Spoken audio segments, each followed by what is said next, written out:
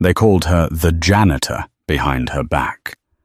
Dr. Sterling, the hospital's arrogant golden boy, actually placed a $500 bet that the new middle-aged nurse wouldn't last a week at St. Jude's Elite Trauma Center.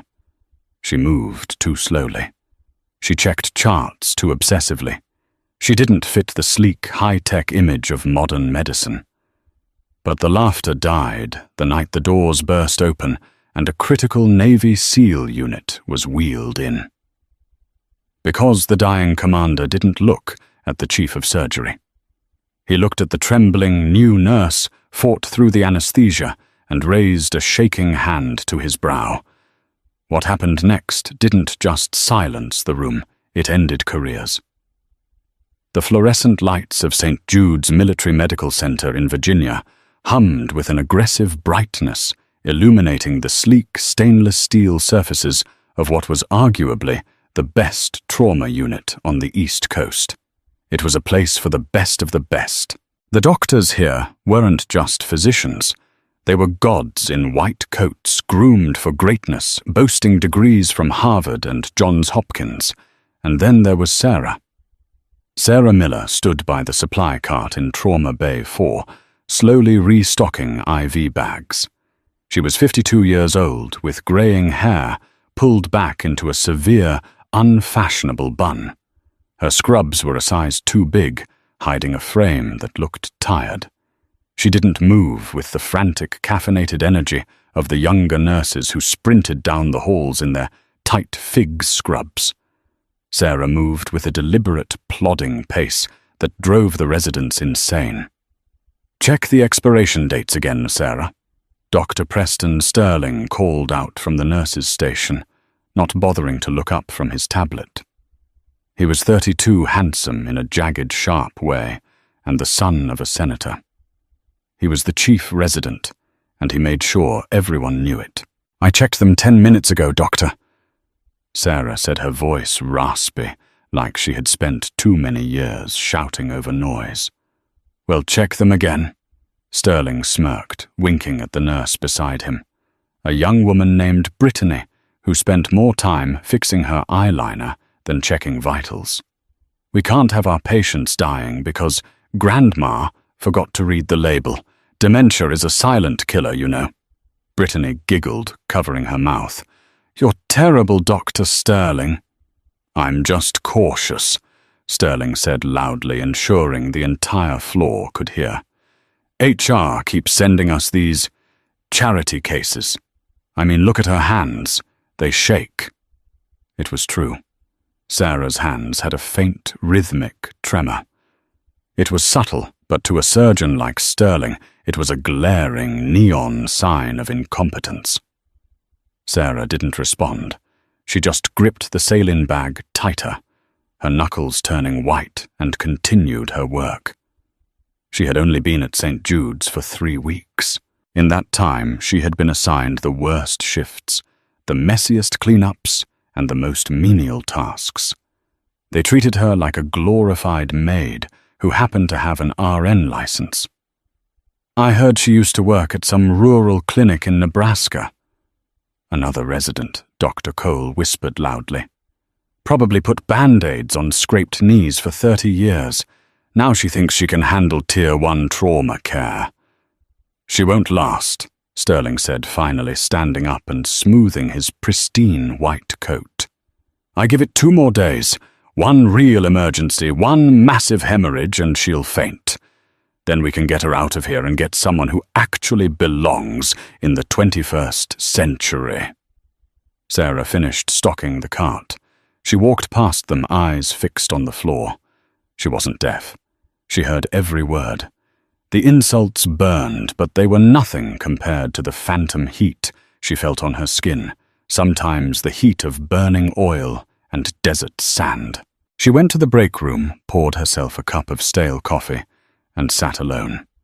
She rubbed her right knee, which throbbed when it rained. "Just keep your head down, Sarah," she told herself. "You need this pension. You need the quiet." But the quiet was about to be shattered. The klaxon didn't just ring. It screamed. It was the specific two-tone alarm that signaled a mass casualty event involving active duty personnel. Code Black, ETA 3 minutes. Surgical teams 1 through 4 to the bay. This is not a drill. The atmosphere in the hospital shifted instantly. The casual mockery vanished, replaced by frantic, controlled chaos. "All right, people, let's move," Sterling barked, his arrogance shifting into command mode. "We have incoming from Andrews Air Force Base. Special Operations Transport. That means high-value targets and heavy trauma. Brittany, get the blood bank on the line. Cole, prep Bay 1. Sarah." He paused, looking at her with disdain as she emerged from the break room. "Sarah, you stay out of the way. Go manage the waiting room or something. I don't want you tripping over the cords when the real work starts." "I'm trauma-certified, doctor," Sarah said, her voice surprisingly steady. "I don't care what piece of paper you have," Sterling snapped. "This is a SEAL team extraction gone wrong. High-velocity rounds, shrapnel potential blast injuries. This isn't a flu shot clinic. Stay out of the way." He didn't wait for an answer. He spun around and rushed toward the ambulance bay doors. Sarah stood there for a second, the old instinct flaring up in her chest, the urge to run toward the fire. But she swallowed it down. She stepped back against the wall near the scrub sinks, making herself invisible. The double doors flew open with a violent crash. The noise was deafening. Paramedics were shouting vitals, gurneys were rattling, and the metallic smell of fresh blood filled the air instantly. Male 30s, multiple GSWs to the chest. Male 20s, blast amputation, left leg. And then the center of the chaos, a gurney surrounded by 4 MPs and 2 frantic flight medics. "Make a hole, move," a medic screamed. "We have the HVT high-value target. Commander Jack Reynolds. He's the unit leader. He took a sniper round to the upper thoracic cavity and shrapnel to the neck. BP is 70/40 and dropping." Sterling was on him instantly. "Get him to Bay 1. I want a thoracotomy tray open now. Type and cross-match for 6 units. The man on the gurney was a mountain of a human being. Even pale from blood loss, Commander Reynolds looked like he was carved from granite. His tack vest had been cut away, revealing a torso matted with blood and gauze. His eyes were fluttering, rolling back into his head. Sarah watched from the periphery. She saw the way the blood was pulsing from the neck wound. It was dark red. Venous. But the chest wound, that was the problem. She took a half-step forward. She saw something the frantic residents were missing. The team swarmed the commander. Dr. Sterling was shouting orders, trying to intubate. "He's fighting the tube push 100 of succinylcholine. Hold him down." The commander was thrashing. Even half dead, his survival instinct was violent. He grabbed Dr. Cole's wrist with a bloody hand, his grip like a vice. "Restrain him," Sterling yelled. "He can't breathe, you idiot," Sarah whispered to herself. She watched the monitor. The oxygen saturation wasn't coming up even with the bag valve mask. His heart rate was climbing tachycardia, but his blood pressure was narrowing. Sterling was fixated on the neck wound.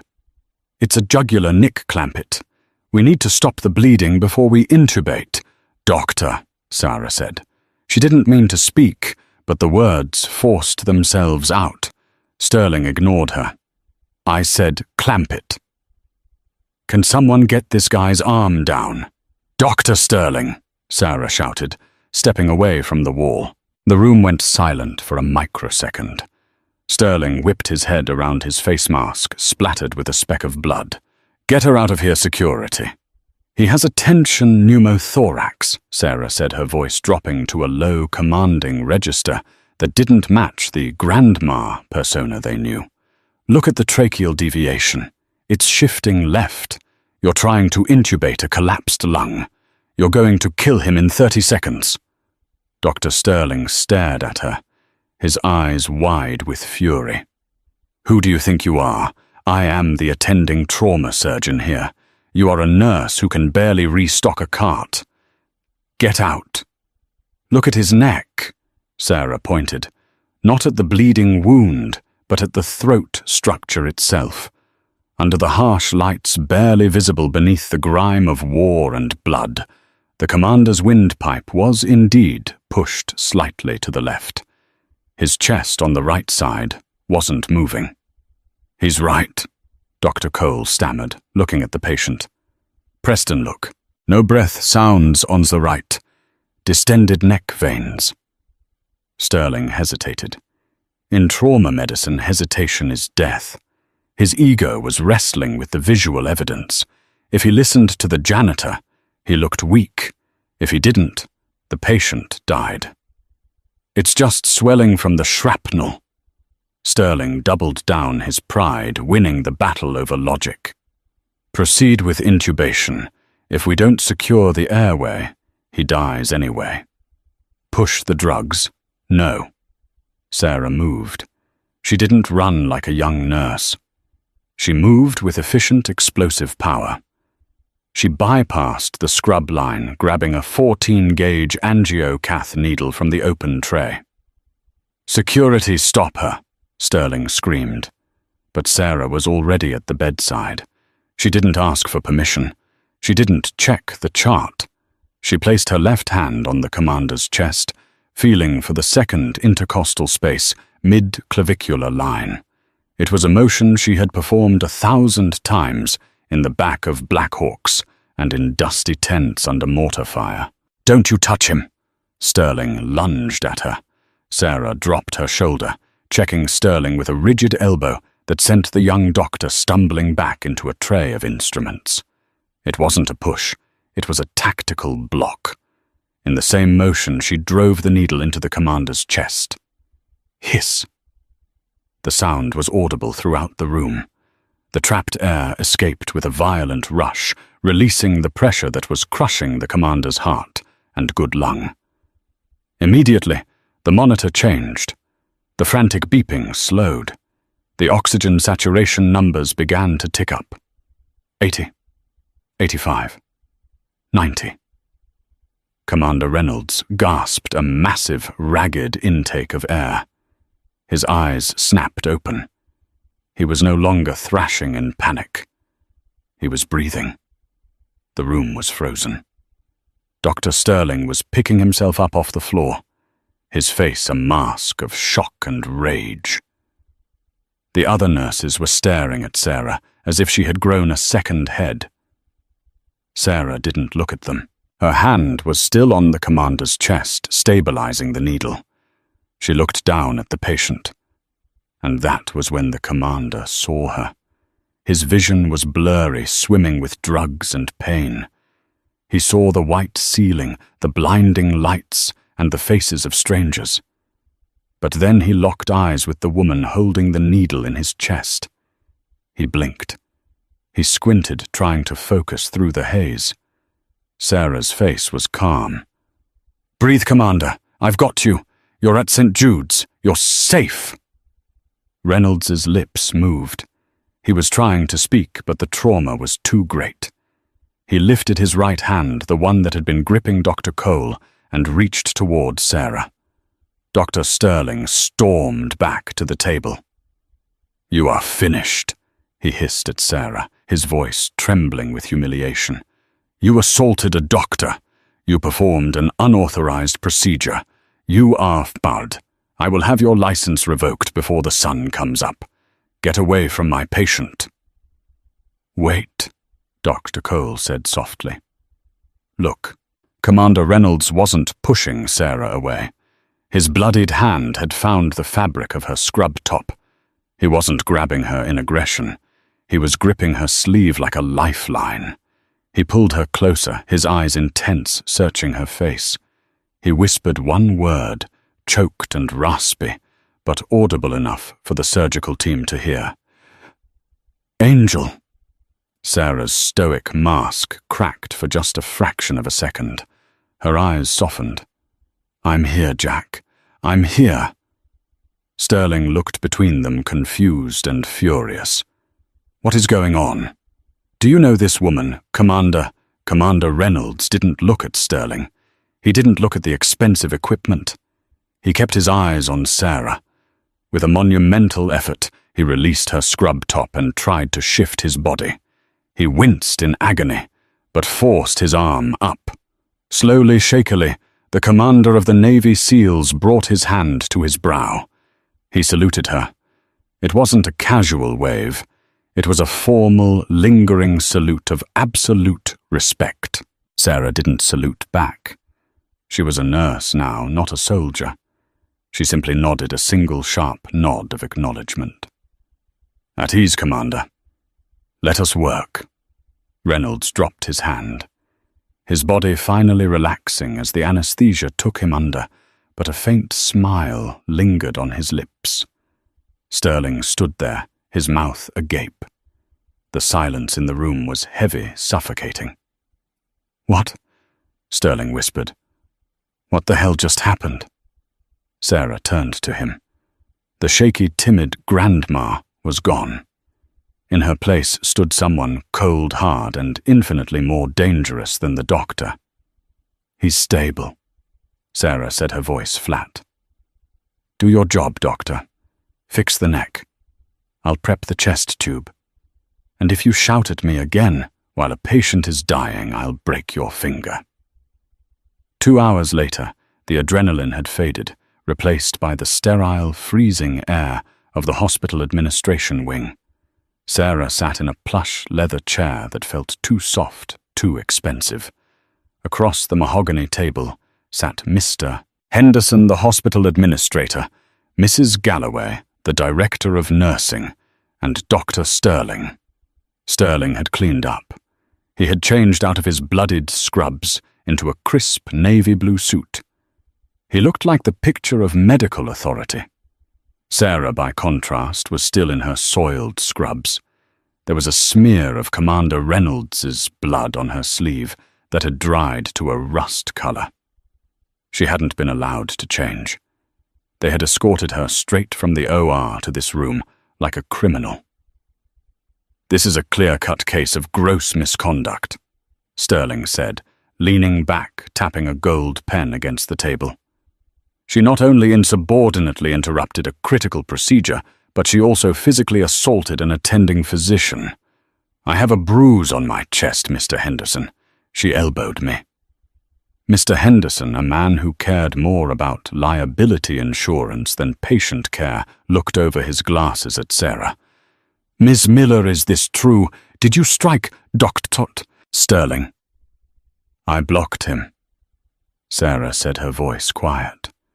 She was looking at her hands, those shaking hands that had been rock steady when it mattered. "He was about to interfere with a life-saving procedure. I neutralized the threat to the patient."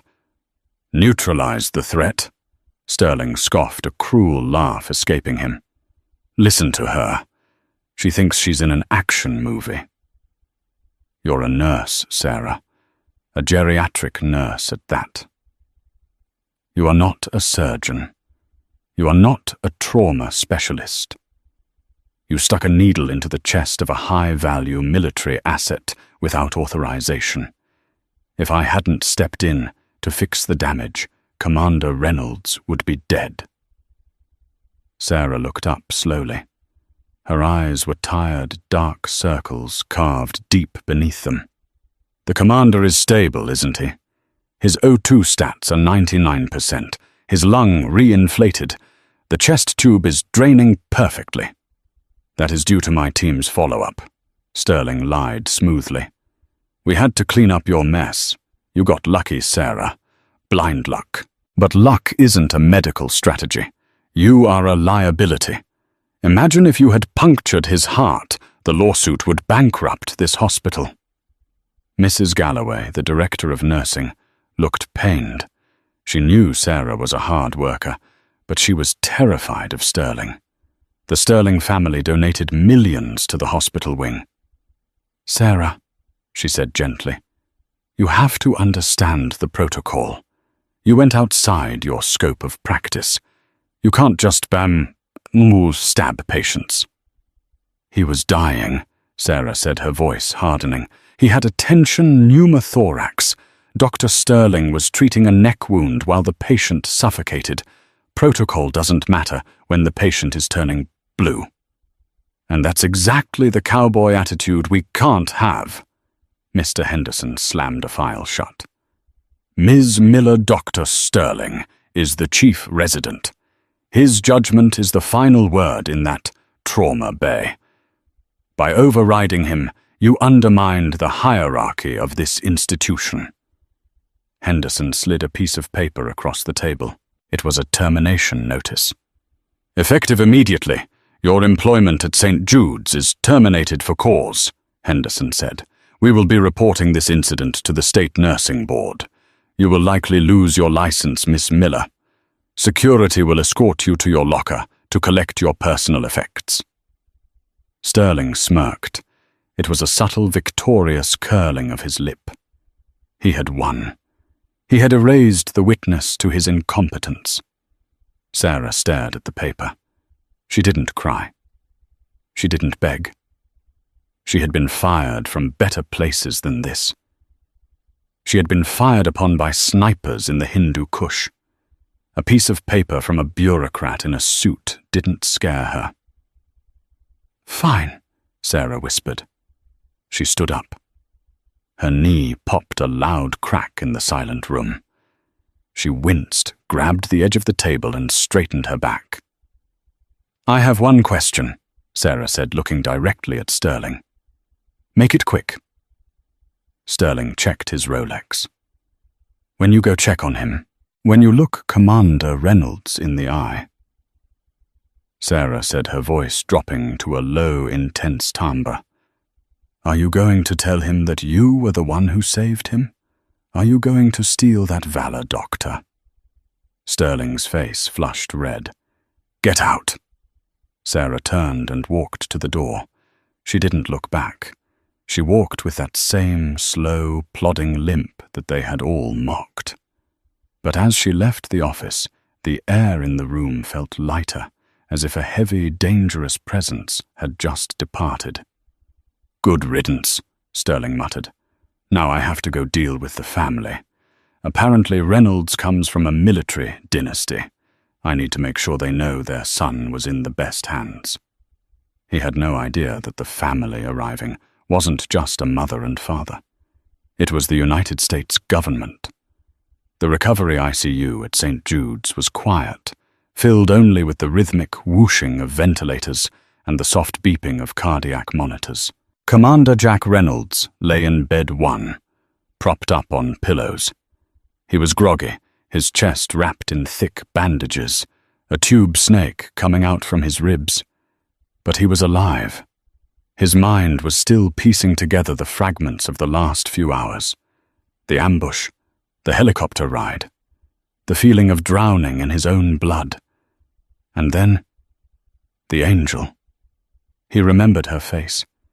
It was older, lined with the kind of wrinkles you only get from squinting into the sun for years.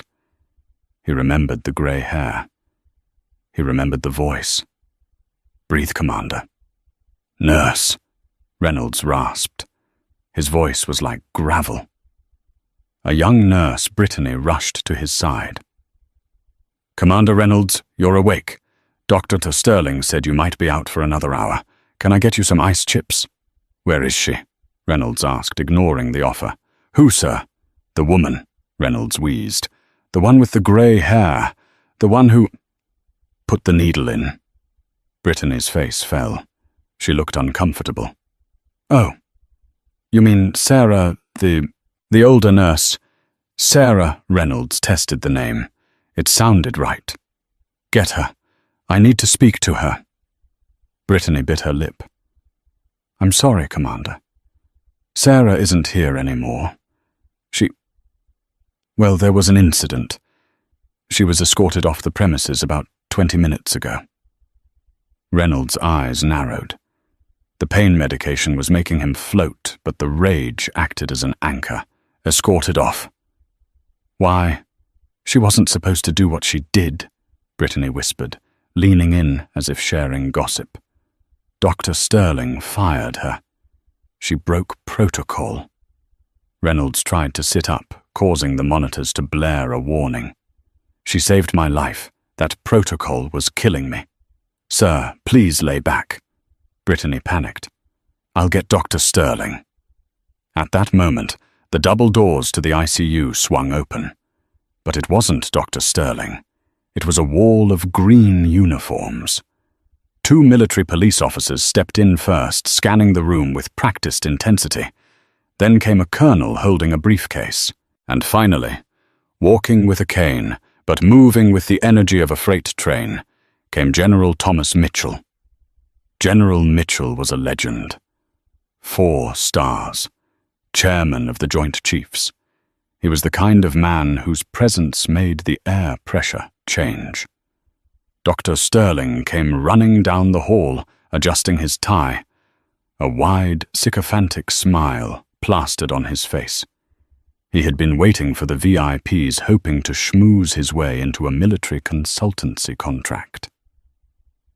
"General Mitchell," Sterling beamed, extending a hand.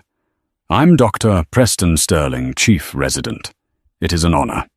I'm happy to report that Commander Reynolds is stable and—" General Mitchell walked right past Sterling's outstretched hand, as if the doctor didn't exist.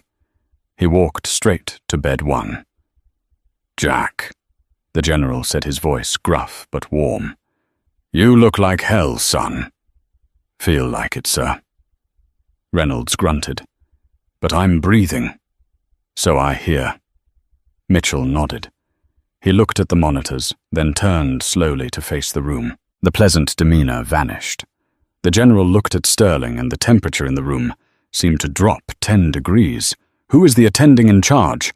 "I am." Sterling stepped forward, his smile faltering slightly. "Dr. Sterling, I performed the stabilization." "You?" The general looked him up and down with open skepticism. "My report from the field medics said Reynolds had a tension pneumothorax upon arrival. They said he was minutes from death. You decompressed him." "It was a team effort," Sterling said, puffing out his chest. "I directed the procedure.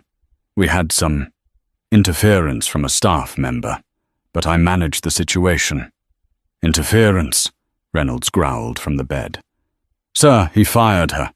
He fired the medic who saved me." General Mitchell's eyes snapped to Reynolds. "The medic? You mean the woman?" "Yes, sir," Reynolds said.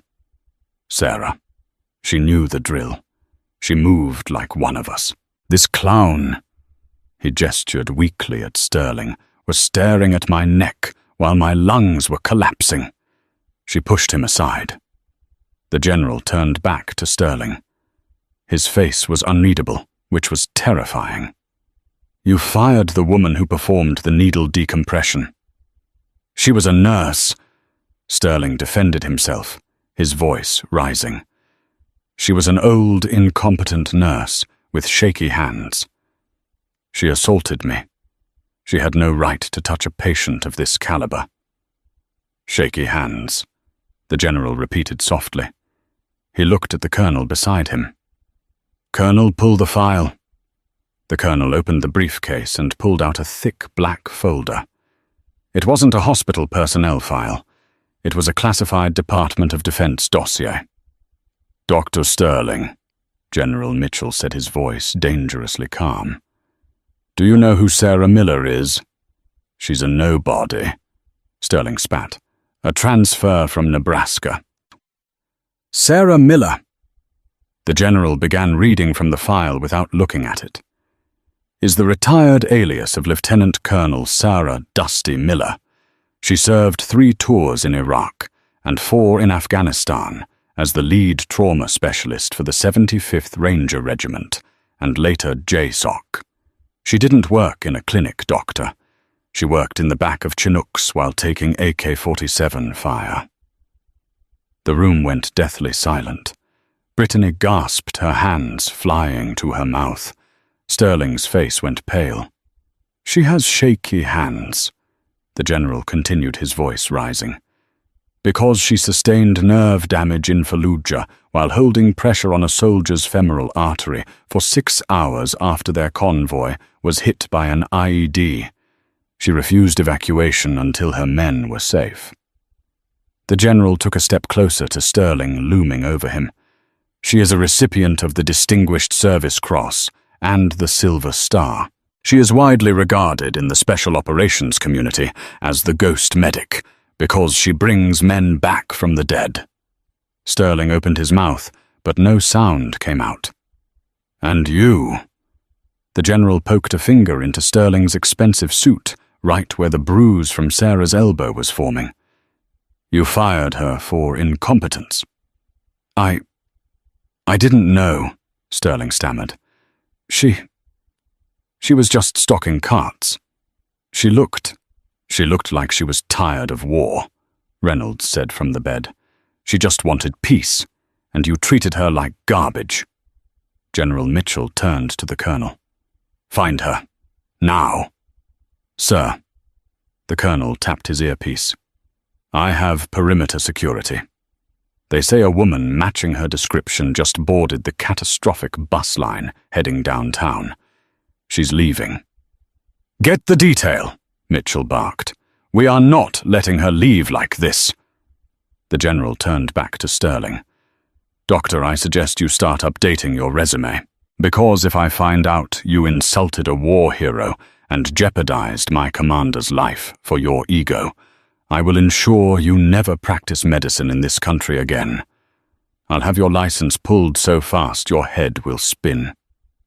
But she assaulted me, Sterling cried, desperate. Son. The general smiled, and it was a wolf's smile. If Sarah Miller wanted to hurt you, you wouldn't be standing here complaining. You'd be in the morgue. The general spun on his heel. Let's move. We have a hero to catch. The number 42 city bus was a rattling cage of misery, smelling of wet wool diesel fumes and hopelessness. Outside, the Virginia sky had opened up, unleashing a torrent of freezing rain that hammered against the roof like shrapnel. Sarah Miller sat in the very last row, squeezed into the corner seat.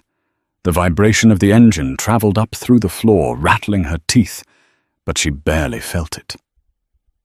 She was numb. In her lap, she clutched a pathetic, sodden cardboard box, the standard issue, You're Fired box. Inside rested the sum total of her time at St. Jude's Medical Center, a cracked coffee mug that said, World's Okayest Nurse, a stethoscope she had bought with her own money, because the hospital-issued ones were garbage, and a small, dying, succulent plant.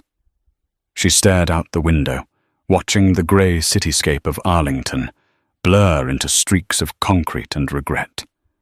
It's over, she told herself. The thought wasn't angry. It was just a heavy, suffocating fact. For 10 years, Sarah had lived as a ghost. She had buried Dusty, the legend, the operator, the woman who had performed surgery in the back of burning Humvees, deep inside this shell of a middle-aged, invisible woman. She had traded the adrenaline of combat for the safety of anonymity. She had done it to survive, to quiet the nightmares. She thought that if she kept her head down, if she let people like Dr. Sterling mock her walk and her age, she could live a peaceful life. But the warrior in her hadn't died. It was just sleeping, and today it had woken up just long enough to save a life and ruin hers. He's going to press charges, she whispered to the condensation on the glass. She could already see the police report. Assault on a physician, practicing medicine without a license. Sterling would ruin her. She would lose her nursing certification. She would lose her pension. She would end up greeting customers at a grocery store, and no one would ever know that the nice old lady scanning their apples once held the rank of lieutenant colonel. Next stop, 4th and Main. The driver's voice crackled over the static-filled intercom. "Transfer to the blue line." Sarah sighed, shifting her weight. Her bad knee, the one shattered by a mortar blast in Kandahar, throbbed in sync with the windshield wipers. Thump, thump, thump, thump. She closed her eyes, preparing for the lonely walk to her apartment. Screech. The bus didn't just stop. It lurched violently, tires locking up on the wet asphalt. Passengers were thrown forward against the seats in front of them. Someone screamed. A bag of groceries spilled in the aisle, sending oranges rolling like billiard balls. "What the hell?" the driver yelled, slamming his hand on the horn. "Are you crazy?" Sarah grabbed the rail to steady herself, her heart hammering against her ribs. She looked out the rear window. Her stomach dropped. The street behind them was blocked. 2 black SUVs, massive and imposing, had pulled sideways across the lanes, cutting off traffic. Their grille lights were flashing red and blue, blindingly bright in the gloom. She looked forward. 3 more SUVs had boxed the bus in from the front, and beyond them she saw the distinct olive-drab paint of military Humvees. The bus was surrounded. "It's a raid," a teenager in the middle row whispered, holding up his phone to record. "Dude, it's a full-on raid." Sarah sank lower in her seat, pulling her coat collar up. Sterling called the police, she thought, panic finally piercing her numbness. But this isn't police. This is federal. The bus driver opened the pneumatic doors, his hands raised high in the air. "I didn't do anything." "Don't shoot. I'm just driving the route." Through the rain-streaked window, Sarah saw figures moving. They didn't move like city cops. They moved with the terrifying, fluid precision of apex predators. They wore rain ponchos over tactical gear, drop-leg holsters and earpieces. "MP, military police. Please remain seated." A voice boomed from the front, amplified by a megaphone. "This vehicle is under federal interdiction." The bus fell deathly silent. The only sound was the rain drumming on the roof and the heavy breathing of terrified passengers. Sarah's hands shook, not from age, but from the adrenaline dump she hadn't felt since Fallujah. She looked at her hands, clutching that stupid box of junk. She prepared to be handcuffed. She prepared for the humiliation of being dragged off the bus in front of strangers. 2 MPs boarded the bus. They were giants, filling the narrow entryway. They didn't look at the driver. They scanned the passengers row by row, their eyes hidden behind dark, ballistic glasses, despite the gloom. "Clear," the first MP said into his radio. "Target is in the rear." They stepped aside, and then the sound of a cane tapping against the metal steps echoed through the silence. Clack, clack, clack. A man ascended into the bus. He wasn't wearing tactical gear. He was wearing a dress uniform, immaculate and dry, protected by an umbrella held by an aide outside. 4 silver stars gleamed on his shoulders. The ribbons on his chest were a colorful mosaic of American history. Wars fought, blood spilled, victories won. General Thomas Mitchell, the chairman of the Joint Chiefs of Staff. The passengers gasped. Even civilians knew who this man was. He was the face of the military on the nightly news. General Mitchell walked down the narrow aisle of the dirty city bus. He walked past the teenager filming with a phone. He walked past the spilled oranges. He looked at no one. His eyes were fixed on the very last row. Sarah didn't stand up. She couldn't. She felt small, dirty, and ashamed. She looked down at her cracked mug. The general stopped in front of her.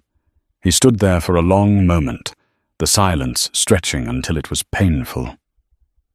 "You're a hard woman to track down, Dusty," Mitchell said softly. His voice wasn't the booming command voice he used on TV.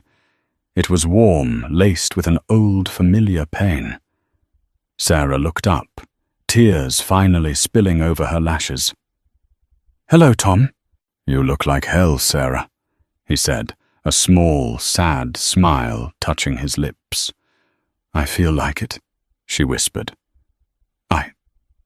I messed up, Tom. I assaulted a civilian doctor. I broke protocol. She gestured helplessly to the box in her lap. "I just wanted to save him." "I know," Mitchell said. He looked at the cardboard box, then at her scrubs, stained with the blood of Commander Reynolds. His expression hardened, shifting from an old friend to a vengeful general. "They fired you, yes, for saving the life of a Navy SEAL commander, for embarrassing a rich kid with a scalpel," Sarah corrected him, her voice trembling. Mitchell's jaw tightened. "Well, that rich kid is about to have a very bad day." The general reached out not to shake her hand, but to take the cardboard box from her lap. "Sir, you don't have to carry that," Sarah protested weakly. "It's trash." "It's not trash," Mitchell said firmly, tucking the box under his arm, like it was classified intelligence. "It's the evidence of their stupidity, and you are not taking the bus home, Colonel." He extended his free hand. "Come on. We have a mission." "Mission?" Sarah hesitated. "Tom, I'm retired. I'm fired. I'm nobody." "You are Lieutenant Colonel Sarah Miller," Mitchell said, his voice rising so every passenger on the bus could hear him. "You are the ghost medic of the 75th Rangers. You are the reason Jack Reynolds is breathing right now, and we do not leave our heroes rotting on public transit in the rain." Sarah stared at his hand. It was a lifeline. It was an invitation back to the world she had left behind, the world of honor, of duty, of respect. Slowly she reached out. Her rough, calloused hand gripped his. As she stood up, her bad knee popped, but she didn't wince. She straightened her back. She pulled her shoulders back. The slump of the tired old nurse evaporated, replaced by the posture of an officer. Mitchell turned and led her down the aisle. As they passed the passengers, the mood shifted. The fear was gone, replaced by awe.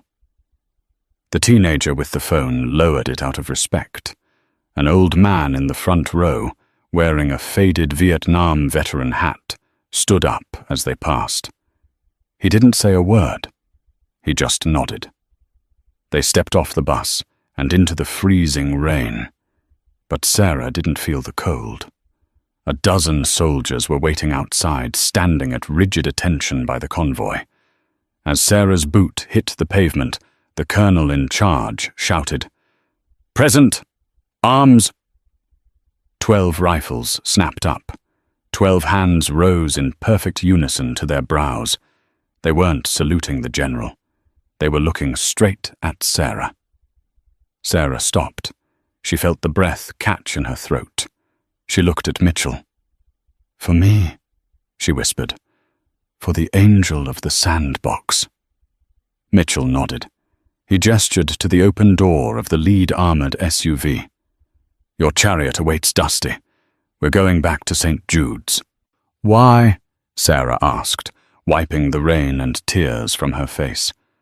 Mitchell's eyes glittered with a dangerous, righteous light.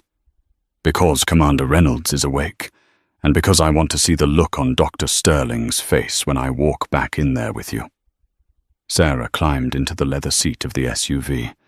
The warmth enveloped her.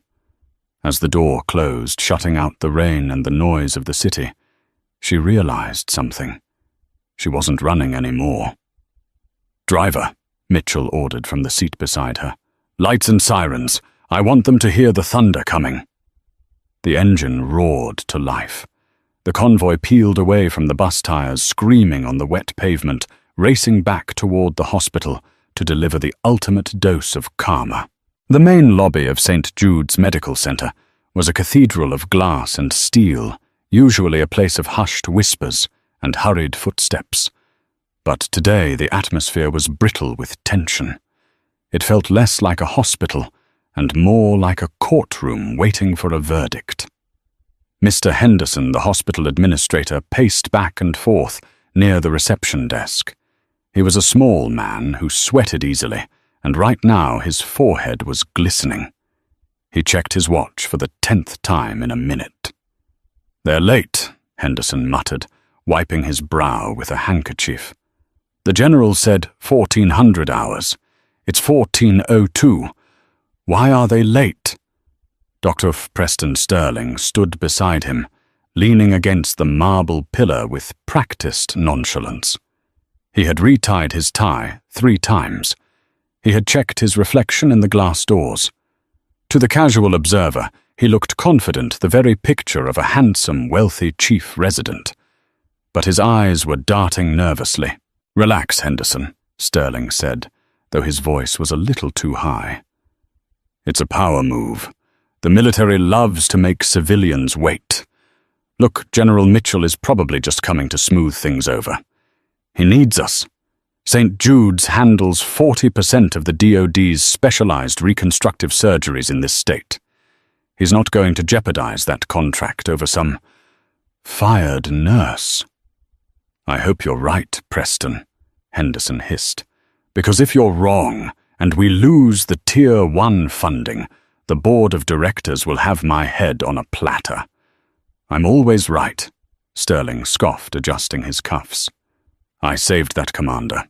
The nurse panicked. That's the narrative. Stick to it."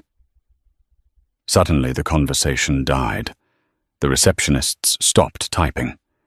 The visitors in the waiting area looked up from their magazines. Even the air conditioning seemed to hold its breath.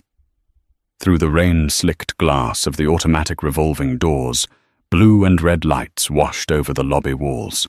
It wasn't just one car. It was a procession.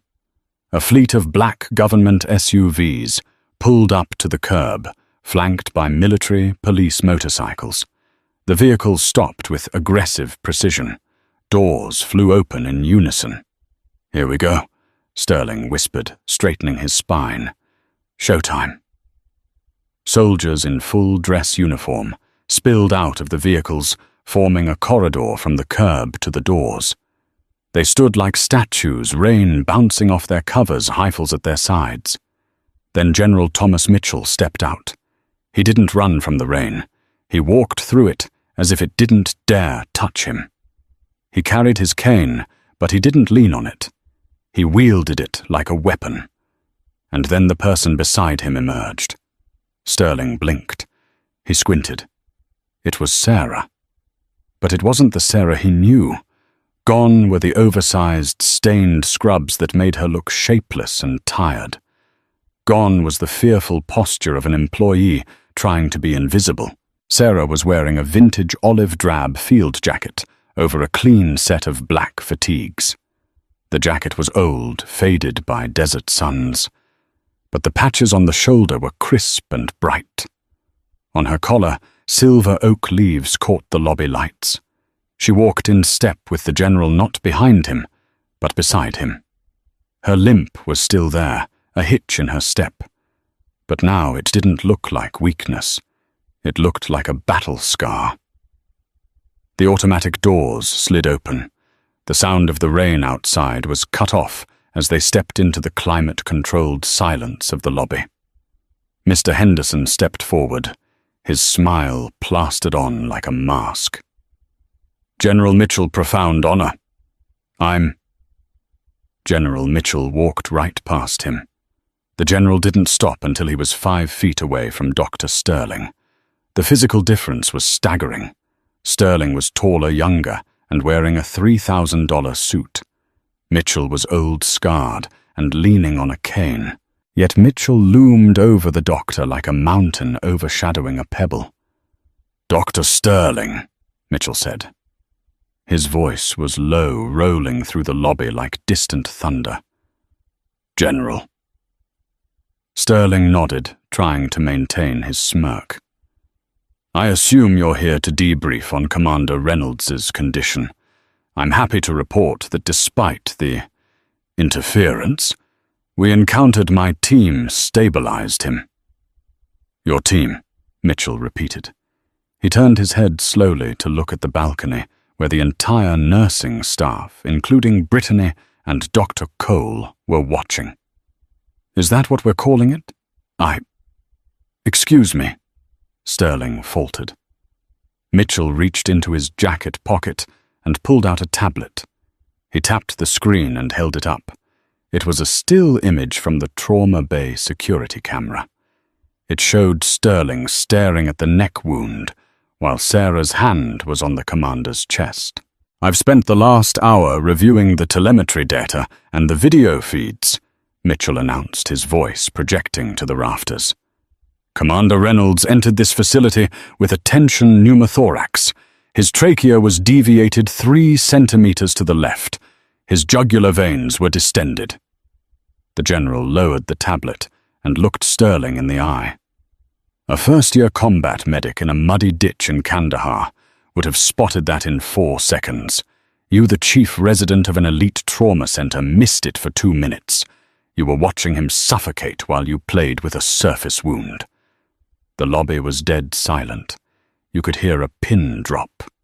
Sterling's face turned a violent shade of red. That is a matter of clinical interpretation, Sterling stammered. No, Mitchell snapped. It is a matter of incompetence. And when this woman, he gestured to Sarah, attempted to save the patient's life, you assaulted her, you belittled her, and you fired her. Mitchell stepped back, giving the floor to Sarah. Sarah looked at Sterling. She didn't look angry. She looked at him with the calm, terrifying clarity of a sniper acquiring a target. You called me a janitor, Sarah said softly. Her voice wasn't raspy anymore. It was steel. You bet $500 that I wouldn't last a week. Sterling swallowed hard.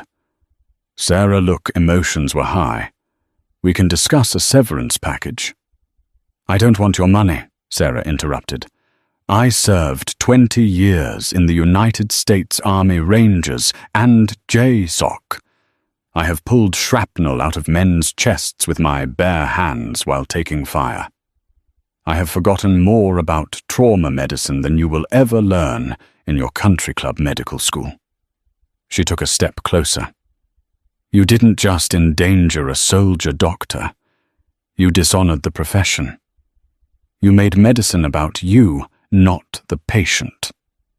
Mr. Henderson, sensing the ship was sinking, made his move.